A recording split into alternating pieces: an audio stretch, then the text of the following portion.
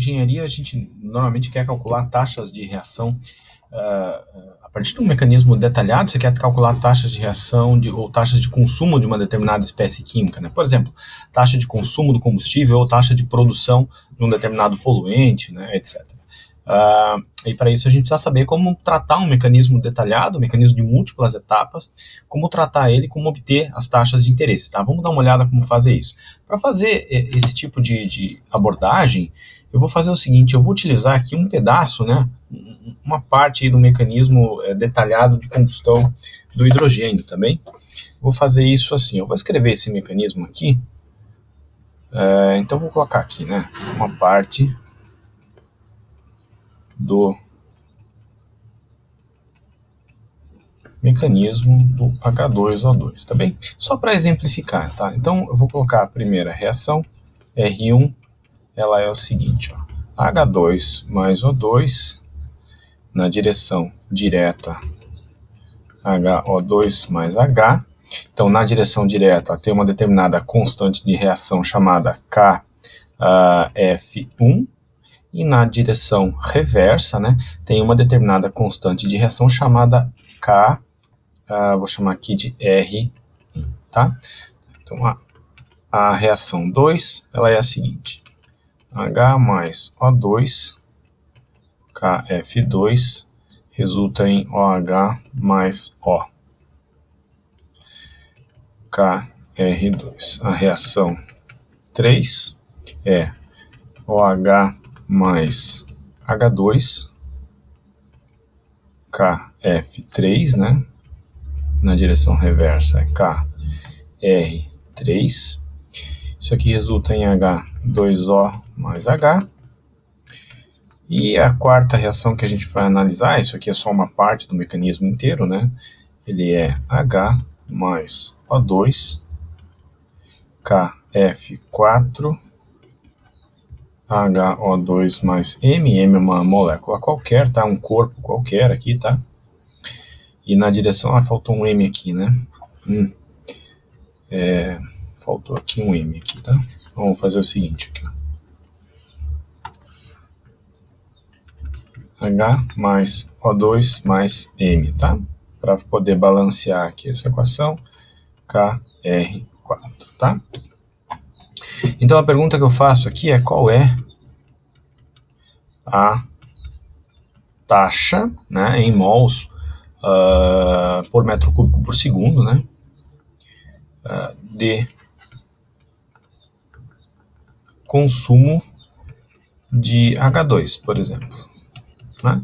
Quero saber o seguinte: qual é a taxa de variação de concentração do H2 com o tempo, tá? Perceba, aqui a gente tem quantas reações primeiro, né? A gente tem quantas reações? Na verdade, aqui a gente tem 4 reações reversíveis, ou seja, são 8 passos elementares de reação, né? Porque cada uma dessas reações, a R1 aqui, por exemplo, né? A R1, ela tem a direção reversa mais a direção direta mais a direção reversa. A R2 tem a direção direta mais a reversa. Então, com isso, a gente tem 8 passos de reação. Cada um desses passos de reação consome ou produz o hidrogênio, né? Por exemplo, o R1 na direção direta consome o hidrogênio. O R2 não consome nem produz H2. O R3 na direção direta, ele também consome hidrogênio. Agora veja que a R1 e a R3 na direção reversa, elas produzem hidrogênio. E todos esses passos elementares, ou essas taxas desses passos elementares, devem entrar na conta da taxa de variação do H2, tá? Então vamos fazer isso aqui de uma forma bem detalhada, tá? Então para esse mecanismo, tá? Para esse mecanismo, a taxa de variação da concentração, então, do H2, ele é igual ao que? A taxa da reação 1, né? A taxa da reação 1, como é que é? A gente já viu isso, é KF1, que multiplica a concentração do H2 vezes concentração do O2, mais a taxa da R3, direta, né? KF3, que multiplica a concentração do OH mais a... Não, mais não, né? aqui é multiplicado, né? Vezes a concentração do H2. Isso aqui está certo? Isso aqui está consumindo, essa taxa está consumindo, né? Essa taxa está consumindo. Então, vai dar uma taxa de diminuição dessa daqui, o que está correto. Portanto, então, consumo vai ser essa taxa, consumo vai ser essa taxa, isso aqui vai ser igual, então, a taxa de produção, que entra com sinal negativo, as taxas de produção, que são as taxas reversas, né?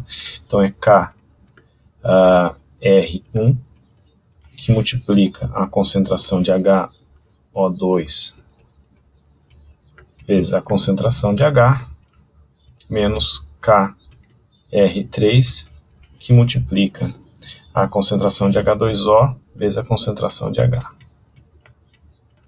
Vezes a concentração de H. Então, essa é a forma como se calcula a taxa de consumo de uma espécie no mecanismo. É óbvio que com mecanismos bastante grandes, tem mecanismos com 1000 passos de reação, com 10.000 passos de reação, já com 20.000 passos de reação, é óbvio que para esses mecanismos, essa taxa é calculada de maneira automatizada, né? A percorrer todas as reações do mecanismo, avaliando quais produzem e quais consomem o H2, tá? Nesse caso aqui é apenas um exemplo para poder entender.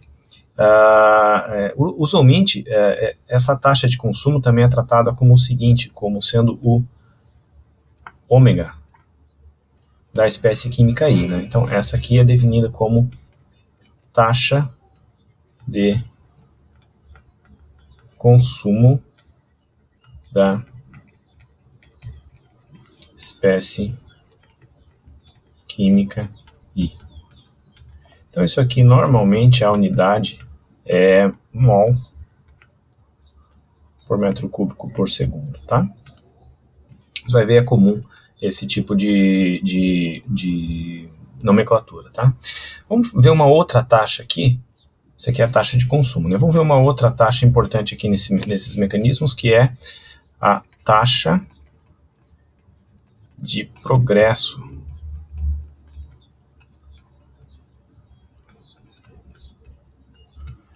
de uma reação. Vou pegar como exemplo essa primeira reação aqui, ó. Vou pegar como exemplo essa primeira reação e vou levar para lá.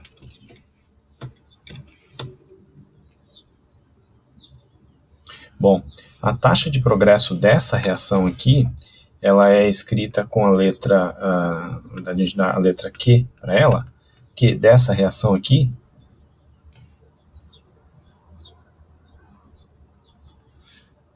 na verdade aqui é QJ, né?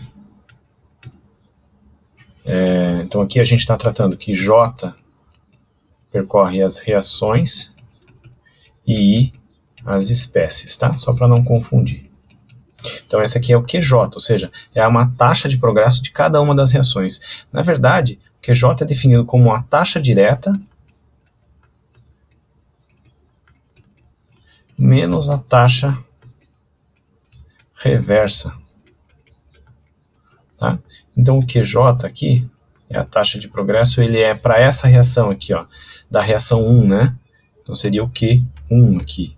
O Q1 para essa reação, ele é KF1, que multiplica a concentração do H2 vezes concentração do O2, menos KR1, que multiplica a concentração do HO2 vezes concentração do H. Tá? Então, essa aqui é a definição de taxa de progresso. Também vai ser bastante utilizada aí, uma definição vai ser bastante utilizada, tá? Uma observação importante aqui, ó, uma observação importante sobre a taxa de progresso,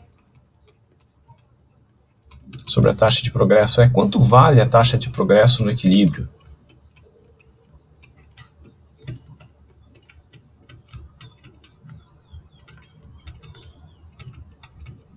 Quanto vale no equilíbrio, né? De fato, né, no equilíbrio, todas as reações estão equilibradas, as produções das espécies químicas estão equilibradas, então as taxas QJ no equilíbrio valem zero, tá? Isso aqui vai ser uma consideração importante, né? já inclusive já foi analisado em alguns vídeos anteriores, mas é uma consideração importante para poder analisar a taxa de reação ou a constante de equilíbrio de uma determinada reação química, tá bem?